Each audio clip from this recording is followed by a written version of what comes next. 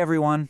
So, you've probably heard the name Redux thrown around, and right behind it, you probably heard that it's, well, complicated. But what if I told you the core idea is actually brilliant and way simpler than you think? Today, we're going to pull back the curtain on Redux and turn all that confusion into clarity.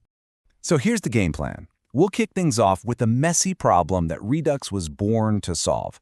Then we'll introduce it as our command center. We're going to peek inside that command center, see how all the gears turn together, and finally, really get why this thing is such a game changer for developers. All right, first things first. To really get why Redux is so powerful, you have to understand the problem it was designed to fix. Why do we even need something like this? Well, it all starts with the chaos of trying to manage data as an application gets bigger and bigger. Seriously, if you've ever built a web app that does more than one or two things, you know this feeling. You start adding features, and suddenly keeping track of all your data, where it is, how it's changing, who needs it, it becomes a huge headache. It feels like total chaos. And you know, a huge part of this chaos has a name: prop drilling. Just picture this. You've got some data way up at the top of your app, but some tiny little button buried deep, deep down in the component tree needs it. So what do? You have to pass that piece of data down through every single layer in between, even through components that couldn't care less about it. It's clunky, and it creates this tangled web that is an absolute nightmare to debug later. So that's the mess. And that, right there, is where Redux steps in. If prop drilling is that tangled, chaotic mess, then Redux is the clean, organized command center we bring in to restore order. When you boil it all down, Redux is really about one thing: making your app's data flow predictable.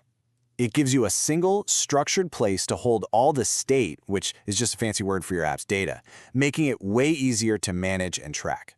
So how does it do that? Well, think of it like that central command center we mentioned.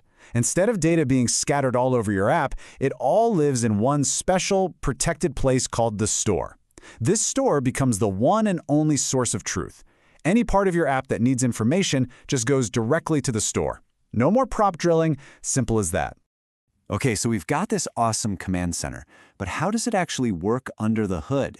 It all runs on three surprisingly simple core ideas. Let's take a look inside. First up, we have the store. This is the absolute heart of Redux. It's really just a big JavaScript object that holds, well, everything. Every piece of data your application needs to know about lives right here. Think of it like the giant master status board in our command center. It's the one place everyone looks to get the latest info. Now, here's the catch. You can't just walk up to that master status board and start scribbling on it. No. To make a change, you have to file an official request. In Redux, we call these requests actions. An action is just a plain little object that describes something that happened, like the user clicked the login button. It just says what happened, not how the board should be updated. That's a crucial distinction. And that's where reducers come into play. A reducer is like the dispatcher in our command center. It gets the action, the request, and it looks at the current state on the board.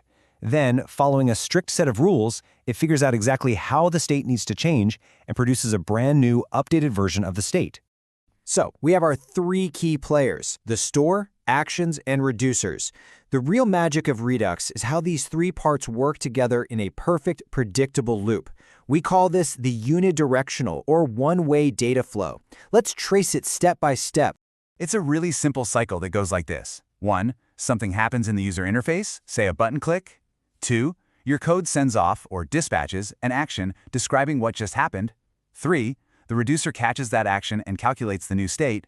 And 4. The store updates itself with that new state, which then tells the UI to refresh itself. It's a clean, one-way street every single time. Okay, that might still sound a little abstract, so let's walk through a super simple example to make it real.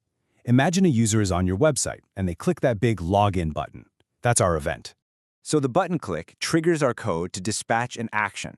And remember, an action is just an object. It's got to have a type, which is like a unique name for the event, something like login_success. And it can also carry some data with it, which we call a payload. In this case, maybe the user's name.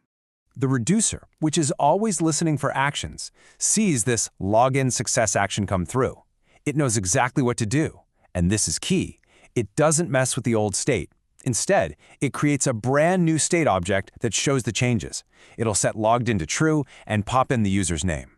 And for the final step, the store takes that new state object and makes it the official truth. Instantly, any part of your UI that cares about the login status gets notified of the change and automatically re-renders. The login form vanishes and a "Welcome Jane Doe" message pops up. And there you have it. The loop is complete. So, that's the how. It's a neat little system. But you might be wondering, why go through all this trouble? Let's talk about the big payoff, why this structured approach is so worth it. Well, it really boils down to a few massive wins. First, your app becomes incredibly predictable. Because every single change has to follow that same one-way flow, there are no surprises. This makes debugging so much easier. You can literally track every action to see exactly where things went wrong. Plus, all your update logic is in one place, your reducers, not scattered across a dozen files. And all of this means your app can grow and get more complex without turning into that tangled mess we talked about. So, if you remember just one thing from all this, let it be this. Redux takes the potential chaos of managing data in an app and forces it into a strict, predictable, and traceable system. You always know exactly how your data changed and why. It's order in the face of complexity. And that brings us to a final thought. For years, Redux was the undisputed champ of state management, but the landscape is always changing. Today, we've got powerful tools built right into frameworks like React, such as the Context API. So the big question on every developer's mind now is, in this modern world, is the command center approach of Redux still the king of the hill? Now that's some food for thought.